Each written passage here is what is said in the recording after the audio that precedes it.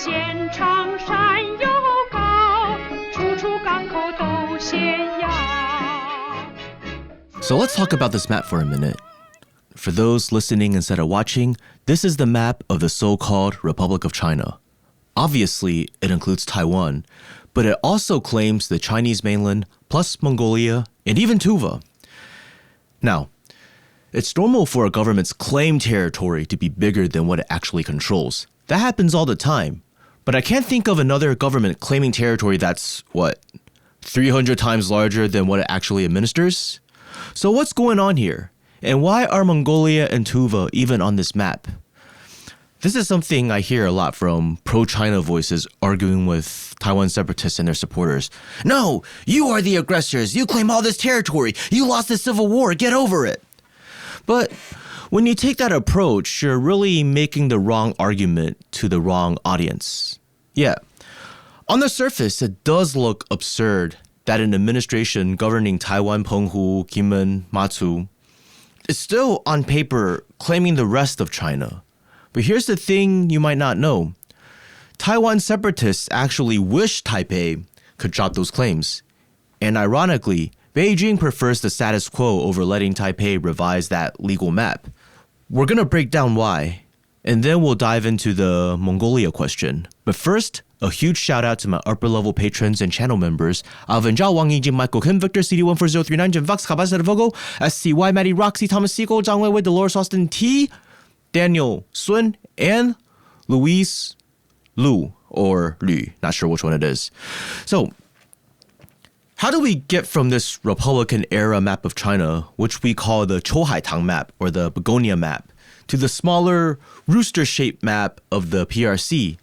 And does Taipei still legally claim the Begonia map because it's secretly dreaming of retaking the mainland?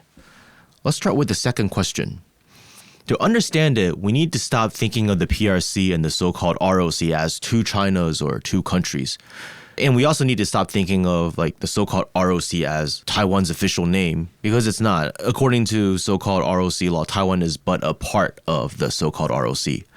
Now, historically and legally, they're better understood as two governments, both claiming to represent the same country. And this dynamic isn't unusual at all in Chinese history. Have you ever played Dynasty Warriors? Sure, the game's from Japan, but it's based on China's Three Kingdoms era, when Wei ruled the north, Shu ruled the southwest, and Wu ruled the southeast. All three claimed they were the legitimate successor to the Han Dynasty. Or take the period after the fall of the Qing Dynasty, when China split into the northern and southern dynasties. Dozens of regimes, all controlling different regions, all insisting they were the rightful rulers of one united China. So the pattern is pretty clear. Even during long stretches of political division, rival Chinese governments concurrently governing the country generally agreed on one thing. China is one country in principle, and they were the legitimate authority that should eventually reunify it. So when Chiang Kai-shek kept claiming all of China even after losing the mainland, he wasn't doing something uniquely delusional or so-called ROC only. Oddly enough, that stance was the one point of unity he had with Chairman Mao Zedong.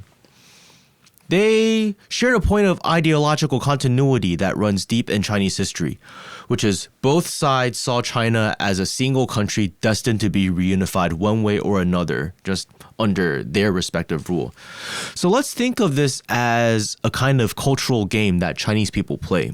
The issue Chinese patriots have with Taiwan separatists is that separatists basically rage quit the game. They say, we're not Chinese, we're a separate country, and we want nothing to do with you. And in the Chinese cultural context, that's basically blasphemy. We'd rather deal with the worst Chinese people who still consider themselves Chinese, like governing Taiwan, than deal with Chinese people who are like angels in every way but refuse to consider themselves as Chinese and want to separate from China. Back in Mao Zedong's time, when immediately liberating Taiwan wasn't realistic, Beijing's position was simple. As long as Taiwan is in the hands of Chinese people, even if it's the worst Chinese people like Chiang Kai-shek, we can live with that. Because that still means the Taiwan issue is an internal Chinese matter. But if Taiwan were to declare independence or even just redefine the so-called ROC to mean only Taiwan, Penghu, Jinmen, and Mazu, while recognizing the rest of China as a separate PRC, then suddenly the whole thing stops being a domestic issue and becomes a dispute between two countries. And in today's geopolitical environment, Beijing would read this as something engineered by or done for the benefit of hostile foreign forces. And they're not wrong. Now, look at what happened in 1971 with UN General Assembly Resolution 2758. The resolution never said Taiwan is expelled from the UN because Taiwan was never in the UN as Taiwan.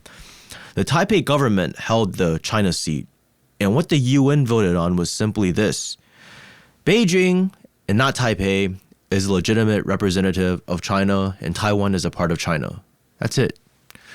So keeping the old map isn't about revanchism or daydreaming about marching back into the mainland anymore. It's about maintaining the legal framework that there is still one China, even if there are two governments claiming it. Which brings us to the next question everyone asks. If that's the logic, then why is Mongolia still on the map? Well, that one's kind of funny because Chiang Kai-shek did sign away Mongolia in 1945. The Soviets didn't even insist on full independence at first. They mainly wanted guarantees of greater autonomy so they could keep Mongolia as a buffer zone between the USSR and China. But Chiang Kai-shek, being the wishful thinker he was, thought that if he recognized Mongolian independence, the Soviets would stop supporting the Chinese communists and his government would stay safe. Then, of course, we all know he lost the mainland anyways. After that, he unilaterally declared that the agreement he signed didn't count. But by then it didn't matter because he no longer controlled the mainland and the Soviets recognized the PRC and the PRC recognized Mongolia as a separate country. So the situation was effectively settled. We'll get into that in a little bit more detail later. Here's where it gets interesting. According to Article 4 of the Republic of China Constitution, the territory of the Republic of China according to its existing national boundaries shall not be altered except by resolution of the National Assembly. That constitution was written in 1946 and took effect in 1947 before the KMT lost the mainland. And once they lost it, the National Assembly never voted to change the map. Back then, Chiang Kai-shek genuinely did want to restore the republic on the mainland. But fast forward to today. The Democratic Progressive Party, the ruling DPP of Taiwan, is not a pro-reunification party. They're ideological separatists who don't have the balls to declare independence outright.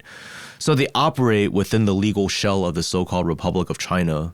And they're in fact terrified of revising the map as much as they want to do it. And why is that?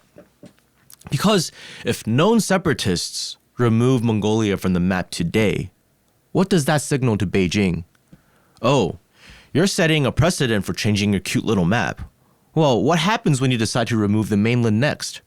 Are you now saying there are two countries? Beijing would treat that as a very serious move because Beijing's attitude is basically, as long as you're not taking steps towards separatism, as long as we both agree China is a single country regardless of how we define it, we can talk. And this map is part of that mutual understanding that China is a single country, even if the two administrations on both sides define it a bit differently. And this is why Taiwan separatists hate this map.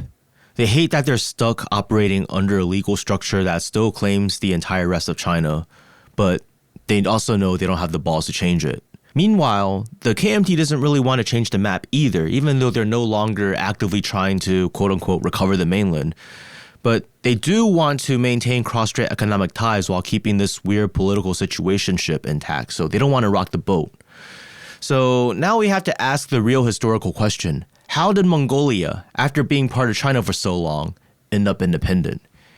And why was Chiang Kai-shek even put in a position where he felt compelled to sign it away in the first place? Before we continue, I want to make a quick announcement to watchers and listeners, and that is I've started a new part of my show called STXY on the Road, where I travel across locations in China on both sides of the Taiwan Strait and not just talk about, but also show Chinese history, current events, what have you. If you're interested, please be sure to go to my YouTube channel. Genghis Khan's grandson, Kublai Khan, conquered the entire territory of the southern Song and declared himself the founding emperor of the Yuan dynasty. Under the Yuan, Mongolia wasn't some separate frontier, but part of the empire and was ruled as such. When the Yuan dynasty fell in 1368, the Mongol ruling elite withdrew north to the Mongolian steppe. They continued calling themselves the Yuan dynasty, though today we refer to that rump regime as the Northern Yuan. From their perspective, the Yuan state still existed and they were the legitimate rulers, while the Ming were just a bunch of usurpers. But from the Ming point of view, the Yuan had ended as soon as they took Beijing in 1368. The Ming believed they had inherited all of Yuan territory, and they viewed the Northern Yuan as a threat to the rightful Chinese government. Fast forward to the end of the Ming. By this point, the Northern Yuan had splintered into three major Mongol groupings.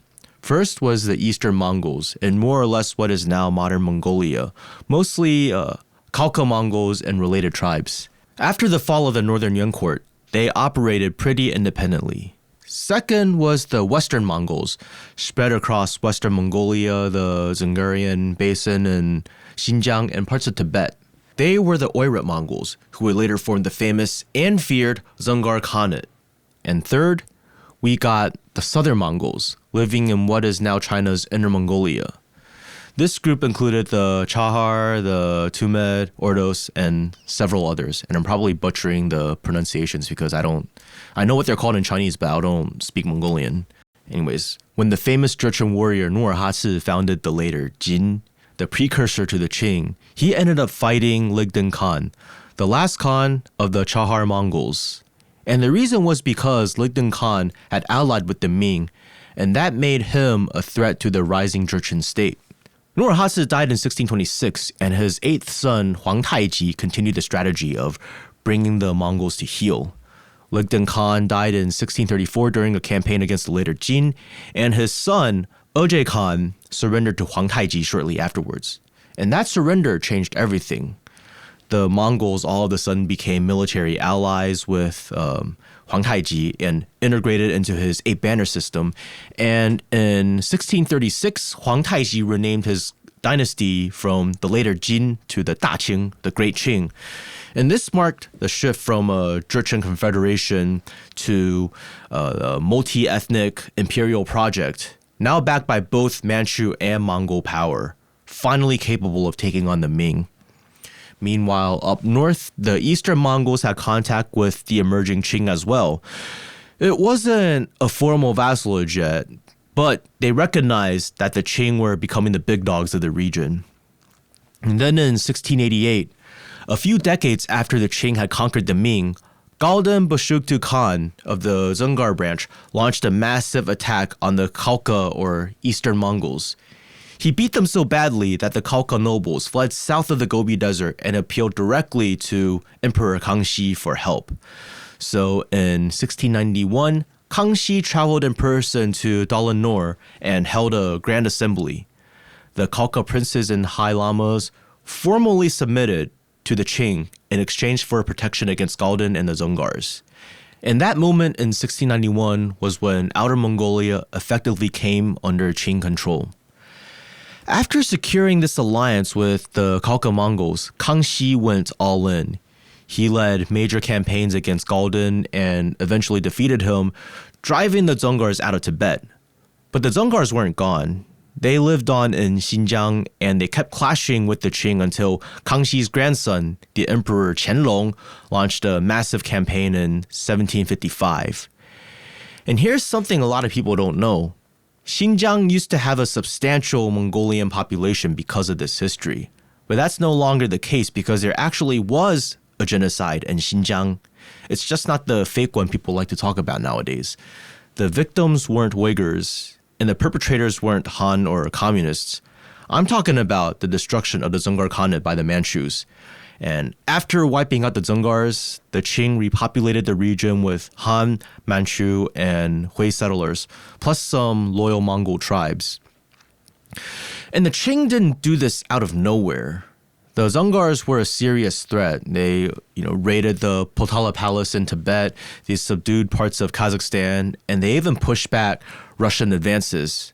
At their peak, their realm covered more than 6 million square kilometers. So, yeah, that's how civilizations clashed back then, and the Qing decided to take some preemptive measures. But despite how harsh the Qing were in some cases, like in the Dzungar genocide, they also used soft power when force wasn't practical. Mongolia was simply too far from the center to micromanage, so Qing rulers gave loyal Mongolian princes a high degree of autonomy. These nobles could collect taxes and raise troops inside Mongolia, among other privileges, and many Mongolians were also brought into Qing institutions and elite circles, giving Mongol aristocrats real prestige both socially and politically within Chinese society. However, this privileged status didn't trickle down. The average Mongolian was extremely poor, but the Qing didn't care, because their primary goal was preventing another Mongol power from rising up and marching south the way their ancestors had conquered the Song. And from the Qing perspective, so what if Mongolian commoners were materially poor? They had their folk religion and spiritual life, they had their shamans. They were spiritually rich, and that's enough. They're happy. But here's the issue. Loyalty that is bought with power and privilege only lasts as long as you can keep paying for it. Once the benefits dry up, the people who pledge loyalty to you will abandon you without hesitation. And that's exactly what happened when the Qing fell after the Xinhai Revolution of 1911, also known as the Wuchang Uprising. The Manchu-led Qing collapsed and the Republic of China, dominated mostly by Han people, took its place. The problem was simple. The Mongols had been loyal to the Qing, not to the Republic or to the Han people. So barely 2 months later, after a great deal of discussion, Mongol leaders like Kandorj and Cherinchemed declared independence in Urga and established a new Mongolian state. But this move toward independence didn't come purely from internal Mongolian sentiment. There was also the Russian factor. To really understand what happened next, we need to remember that when the Qing absorbed Mongolia and when the Russian Empire expanded east, both powers were basically carving up old Mongol territory. So of course, Russia had deep interest in the region. When the Wuchang Uprising broke out, one Chinese province after another declared so-called independence. But they weren't declaring independence in the way that they were trying to break away from China forever. They were basically announcing their refusal to answer to the Qing. Mongolia, however, was the exception. For the Mongolian elite, this wasn't about replacing the Qing with a new Chinese government. It was about breaking from the Qing entirely and finding a new great power to rely on. And that great power patron would be Russia. In January 1912, the Russian consulate in Uliastai helped local Mongol elites expel Qing forces. Around the same time, the Russian consulate in Ulaanbaatar ordered Mongolian bannermen to rise up and seize the region. Then, in May, Outer Mongolian forces captured Kavd. The Xinjiang warlord, Yang Zengxin, tried to rescue the remaining Qing troops, but Tsarist Russia sent Cossack cavalry to support the Mongols. Outer Mongolia, so what is today the country of Mongolia, was a vast land with very few people. And it still is. So once those key areas fell, Qing authority in the region was basically finished. In November 1912, Tsarist Russia and Outer Mongolia signed the Russo-Mongolian Agreement, in which Russia acknowledged Mongolia's autonomy within the Republic of China. But in exchange, it gained privileged commercial rights. And notice this, Russia still claimed to recognize Mongolia as a part of China, yet it signed a bilateral agreement with the Mongol authorities anyway. In international relations, that's a blatant slap in the face. Central governments deal with other central governments, not with foreign, provincial, or local authorities. And at the time, no country in the world recognized Mongolia as an independent state.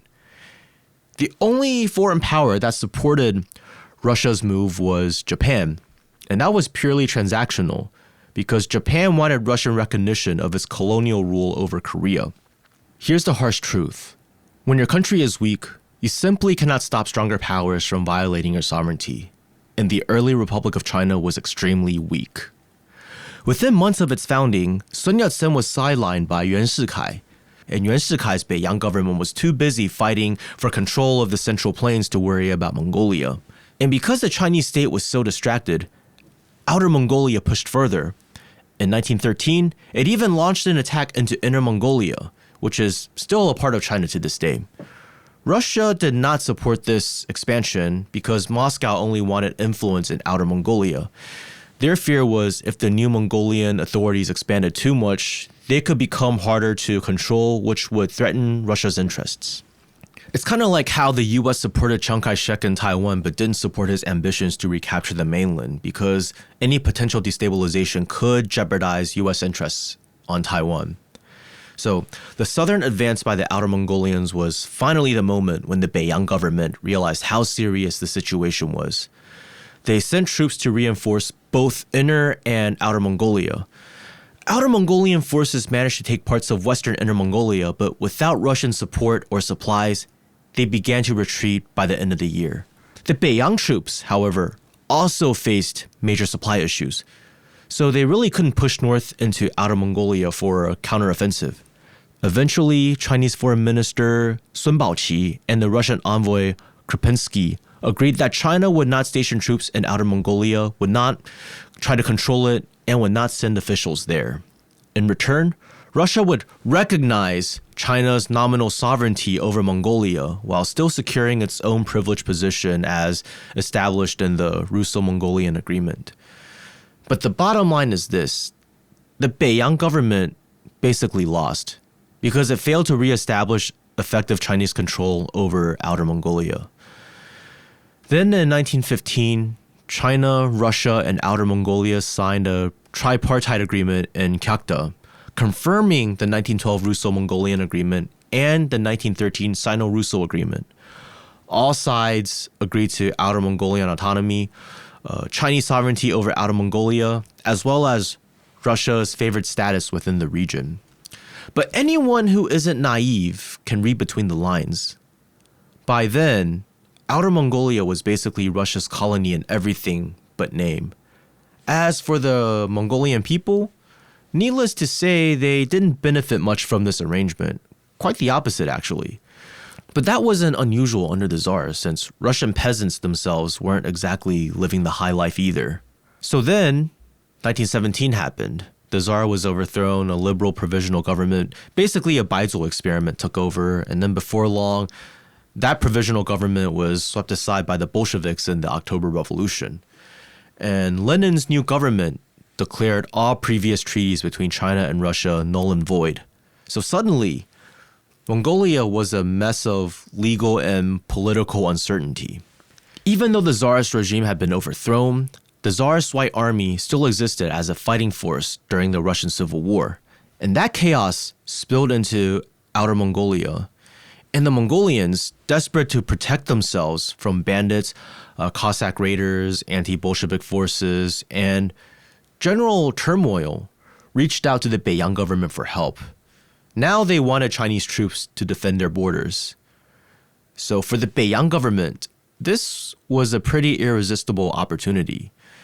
They moved quickly, seizing control of Kulin, known as Ulaanbaatar today, as well as White Army-occupied Tannu-Uryankai. Remember how I said the Russian situation was spilling over into Mongolia? One way this manifested was clashes between factions.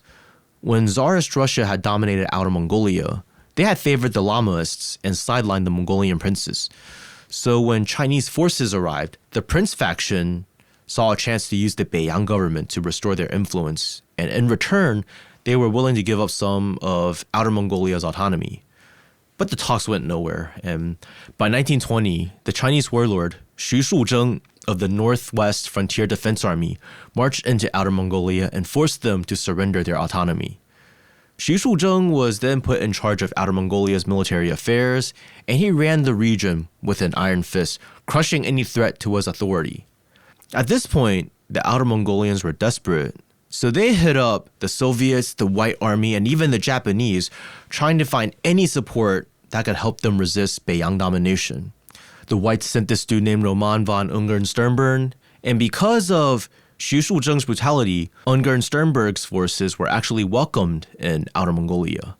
Many Mongolians joined him, seeing him as a savior from Chinese oppression.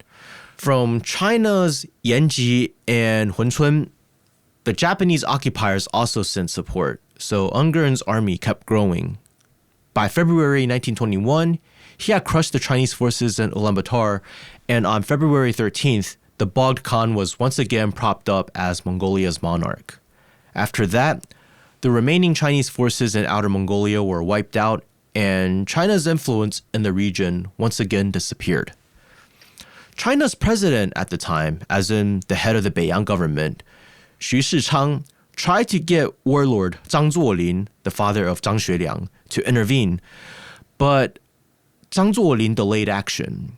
He didn't really care about fighting the Mongols, and so the situation just kind of stagnated. Now, remember the Soviets I mentioned earlier? They weren't going to sit on the sidelines either. In 1921, Soviet forces advanced on Ulaanbaatar to arrest Ungern Sternberg. They eliminated him, then installed a pro-Soviet government under a new monarch, creating yet another Mongolian administration. Of course, the Beiyang government was pretty pissed off, but what are you going to do? Its forces had just been completely defeated in Outer Mongolia. And meanwhile, China's internal situation was still a mess. Notice I keep calling the Chinese government the Beiyang government. The Beiyang government called itself the government of the Republic of China and was recognized internationally as China's legitimate government. But there was another political entity also calling itself the government of the Republic of China, and that was Sun Yat-sen's provisional government down south in Guangzhou.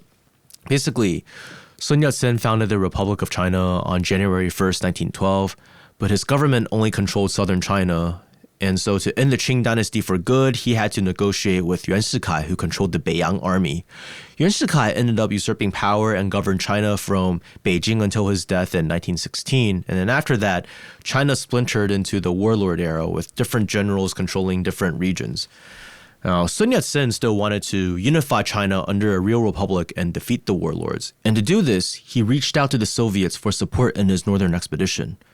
During this time, Communist Party members started entering the KMT, and one of them, you might have heard of him, his name is Mao Zedong, actually held a higher position within the party than Chiang Kai-shek at the time.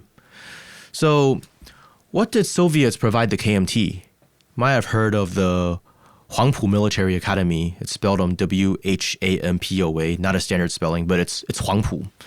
It was founded with Soviet funding, equipment, and advisors, and it trained the army that would lead the northern expedition. Interestingly, a lot of the first generation of top commanders of the PLA also graduated from this academy, so both the KMT and CPC armies share common Soviet roots. And what did the KMT give the Soviets in return? Well, for one, it wouldn't challenge the Soviet military presence in Outer Mongolia. And in 1924, that short-lived monarch-led regime in Mongolia that the Soviets had propped up was abolished and replaced with the Mongolian People's Republic. Kulun was renamed Ulaanbaatar, and Soviet troops were legally allowed to remain in Outer Mongolia. So from that point on, Outer Mongolia formally fell under the Soviet sphere of influence. Was China mad? Of course. But then again, when you're weak, what are you going to do? And international relations might often equals right. On the one hand, China was upset at the Russians, both the whites and the reds, for helping carve out a huge chunk of Chinese territory. But let's be real. This wasn't the most critical part of China. Attitudes towards the Soviets shifted, though, in 1931 when the Mukden incident happened and the entire Northeast fell under Japanese occupation. Suddenly, maintaining good relations with the Soviets became important. From the Soviet perspective, if China fell, then the Soviet Union would be the next target of Japan, so they had an incentive to support Chinese resistance. Now, fast forward to 1939, when the Soviets and Japanese clashed in the battles of Khalkhin along the border between Mongolia and the Japanese puppet state of so-called Manchukuo in northeast China. This led to negotiations that resulted in the Soviet-Japanese Non-Aggression Pact of 1941. The Soviets promised to respect the so-called sovereignty of so-called Manchukuo, and the Japanese promised to respect the sovereignty of the Mongolian People's Republic. China, of course, was furious. Before, Mongolia's closeness with the Soviets was like a little affair going on behind closed doors, but now it was happening on the world stage. And then things got worse after the Yalta Conference when Stalin, Roosevelt, and Churchill agreed that the status quo in Outer Mongolia would be respected. In other words, Mongolian independence became endorsed by both the US and the UK. Even though China was about to be on the winning side of World War II, Mongolia's status became an obstacle. The Chinese communists weren't thrilled, but politically it was awkward for them to openly oppose the Soviets. The KMT also stayed silent because they didn't want to lose Soviet or US support in their fight against Japan. After 2 months of negotiations, the KMT signed the Sino-Soviet Treaty of Friendship and Alliance on August 14, 1945. The Soviets promised to withdraw from the Northeast after defeating Japan and to stay out of Xinjiang's affairs. In return, China agreed to let Mongolia hold a referendum to decide whether or not to recognize the Mongolian People's Republic. The treaty passed China's legislature, and Chiang Kai-shek announced that Outer Mongolia had, realistically, ceased to be a part of China. He added that if Outer Mongolia chose independence legally and in good faith, China would recognize it. So, in 1946, the Republic of China formally recognized Mongolia's independence. When Mongolia petitioned to join the UN, China approved, but the US and UK voted against it. Then the following year, China voted against Mongolia's UN entry because of Mongolian involvement in Xinjiang affairs. Relations by then between the KMT and Soviets soured, and Chiang Kai-shek was claiming again that Mongolia was a part of China. So why did he recognize their independence and then unilaterally renege? The reality of the situation was this. After World War II, China was in ruins after fighting the Japanese for 14 years, and the peace that came in 1945 was quickly followed by the resumption of the Chinese Civil War. Both the US and the Soviet Union had interest in China. The US wanted China as a junior partner in the Asia-Pacific, while the Soviets wanted to maintain an autonomous Mongolia in exchange for returning control of China's northeast. Chiang Kai-shek had a choice to make: agree to Soviet terms and get the northeast back, or refuse and lose both the Northeast and Outer Mongolia. However, the mistake he made was he didn't just grant autonomy. He went a step further and recognized full independence in exchange for the Soviets promising to stay neutral in the conflict between the KMT and the Communists. According to the treaty, the Soviets would leave China's Northeast in 3 months and refrain from supporting the Communists. What looked like friendliness towards Mongolia was really a deal. Sell Mongolia to the Soviets in exchange for their neutrality in the Civil War. But here's the thing. The Soviets did not withdraw within 3 months. In fact, they also even handed some territory over to the Communists. So Chiang Kai-shek's logic was pretty simple. My recognition of Mongolia had conditions, you failed to meet them, so I'm no longer recognizing Mongolia. And from this we can see that at the end of the day, the Sino-Soviet Treaty of Friendship and Alliance was basically a joke. But you know what was a bigger joke? Chiang Kai-shek thinking that selling out Outer Mongolia would keep his government safe from the Communists. Even after retreating from the Chinese mainland to Taiwan, Chiang Kai-shek's government still represented China in the UN. So the KMT pushed UN General Assembly Resolution 505, which passed with 25 countries approving, 9 opposing, 24 abstaining, and 2 not voting. And Resolution 505 was basically the formal nullification of the 1945 treaty. Even though the KMT had lost the mainland and hope of recovering it was shrinking, the UN continued to recognize Mongolia as a part of China on paper until Mongolia finally joined the UN in 1961. So in reality, this was in part about saving face, keeping a legal justification to claim Mongolia on paper without actually changing the facts on the ground. By then, Beijing controlled the mainland, meaning any real territorial disputes involving Mongolia were a matter between Beijing, Ulaanbaatar, and Moscow. I said it's in part about saving face, but there were other factors at play that I'll get into in a bit. And remember, Beijing and Moscow were in a honeymoon period, which would last until the Sino-Soviet split under Khrushchev. The People's Republic of China was proclaimed on October 1st, 1949.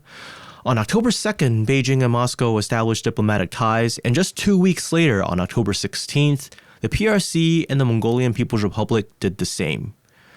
In 1950, after Mao Zedong visited Stalin, the two countries signed the Sino-Soviet Treaty of Friendship, Alliance, and Mutual Assistance, replacing the old Chiang Kai-shek era treaty. So the 1945 treaty that Chiang Kai-shek nullified in Taiwan was already irrelevant because it had already been superseded. So this being the case, why did Chiang Kai-shek bother? Well, like I said, partly to save face, but also to give the West a reason to criticize the Soviet Union and sow tension between Moscow and Beijing. Because let's be honest, the communists themselves would have preferred to recover Mongolia too. In fact, in 1949, Chairman Mao Zedong, through the Soviet Union's Mikoyan, requested negotiations with the Soviet Union to bring Outer Mongolia back under Chinese sovereignty. The Soviets flat out rejected it. They were even reluctant to return Lusun, more commonly known in the West as Port Arthur, as well as the China Eastern Railway, both under Soviet control after World War II. Only after a lot of negotiation did Mao manage to get these back, plus low-interest loans, which China desperately needed at the time. China simply lacked the capability to retake Outer Mongolia without losing Soviet support, which Chairman Mao preferred not to risk. So the problem was shelved. Then in 1954, Khrushchev visited China. Chairman Mao, through Zhou Enlai, raised the question about Outer Mongolia rejoining China. Khrushchev's response was quite cold. It was basically, the Mongolian comrades won't welcome it. And that was the end of that. But does this mean the Soviets were pro-Mongolia? Not really. Today, the country of Mongolia has a population of 3.5 million, while China's Inner Mongolia has a population of nearly 25 million. Back then, Mongolian voices pushing for the unification of Inner and Outer Mongolia were shut down by the Soviet Union because a unified Mongolia would mean a populous and potentially powerful Mongolia. And throughout history, all it took for Mongolians to become a formidable force that could challenge their power was a strong leader that could rally the people, like Genghis Khan. When the Sino-Soviet split happened in the 1960s, the Soviets dramatically increased their military presence in Mongolia, ready to strike into China at any time. So needless to say, Sino-Mongolian relations were far from friendly until the 1980s. In 1988, China and Mongolia signed a border agreement, which settled lingering disputes, and only then did relations normalize. Today, China is Mongolia's largest trading partner, both in exports and imports. Politically, Mongolia still maintains a close relationship with Russia, but economically, it is more deeply tied to China. And since China and Russia are quasi-allies against the collective West, the Mongolia issue simply isn't a thing anymore. Ironically, the current situation benefits China. Mongolia serves as a huge but sparsely populated buffer between China and Russia that it never asked for, and China has access to Mongolia's resources through trade, all without having to spend resources to maintain or develop it. It goes to show that so-called Mongolian independence was never about true sovereignty or independence for Mongolia, but was instead all about real politics that ultimately left Mongolia weak and dependent on big powers. This might upset Mongolian nationalists, but I truly believe Mongolia would be in a far better place today developmentally had it remained a part of China, and that the winners of Mongolian independence were not the people, but foreign governments. What was once a dagger aimed at China no longer poses a threat, because the dynamics between China and Russia are now different. Not to mention, Mongolia, being a landlocked country that is sparsely populated and very economically dependent on China, isn't in a position to threaten China's security. Now, what about attitudes in Taipei? Do people in Taiwan still walk around thinking Mongolia is a part of our country? Well, no vote was done to officially redraw the borders of the so-called Republic of China. But that official map is rarely seen today, and most maps of China you purchase nowadays show the internal administrative divisions of the PRC with Mongolia as a separate country. Instead of so-called ROC maps in places like classrooms, you're also more likely to just see maps of areas under Taipei's administration, namely Taiwan, Penghu, Kinmen, and Matsu. And this has been the case ever since the turn of the century. In 2002, the DPP administration under Chen Shui-bian did not revise the map, but it did announce that Mongolian citizens traveling to Taiwan would now do so with foreigner visas instead of special entry permits, thus treating Mongolia as an independent country. Following this announcement, Taipei and Ulaanbaatar opened up representative offices, which are basically, de facto embassies that aren't embassies since there are no diplomatic ties, in each other's cities. What I'm saying is, on the ground here in Taiwan, almost nobody thinks of Mongolia as a part of our country, and everyone speaks of Mongolia as a separate and independent country, and this applies especially so for Taiwan separatists. At the end of the day, China's loss of Mongolia was a tragedy, but it wasn't due to a single government or leader. It was the reality of Chinese weakness. China simply could not defend its territorial integrity in a world dominated by great powers. The fact that China even managed to preserve most of its territories despite that weakness is almost a miracle. So here's the difficult lesson we learned. The world is unfair, and the weaker you are, the more unfairly you will be treated. Today, whenever Beijing talks about defending China's territorial integrity, especially regarding Taiwan, Taiwan separatists like to say, "Oh, you lost Outer Mongolia, you lost the Outer Northeast. Why don't you get those back instead of worrying about tiny Taiwan?" And my response is this.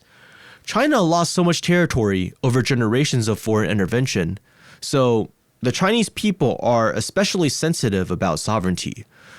Those losses, Outer Mongolia, the Outer Northeast, they're a painful part of our history, but they happen nonetheless, and there's no going back in time. However, the future remains unwritten. There is no such thing as true Taiwan separatism, only foreign forces trying to weaken Chinese unity. Losing Mongolia didn't happen overnight. It was the result, like I said, of generations of weakness. And this is something that Chinese patriots won't allow to be repeated in Taiwan, even if China remains internally divided between the two sides of the strait. The days of China being too weak to defend its sovereignty are over. The stronger China is, the more likely the Chinese people on both sides of the Taiwan Strait can sit down and resolve the situation on our own without any foreign interference. And now, that's it for today. Thank you all for tuning into this episode and for your continued support for the show. If you want more views and insights not typically found in Western mainstream media regarding Taiwan, the rest of China, cross-strait history and relations, and more, follow me on social media. You can find the links below in the show notes.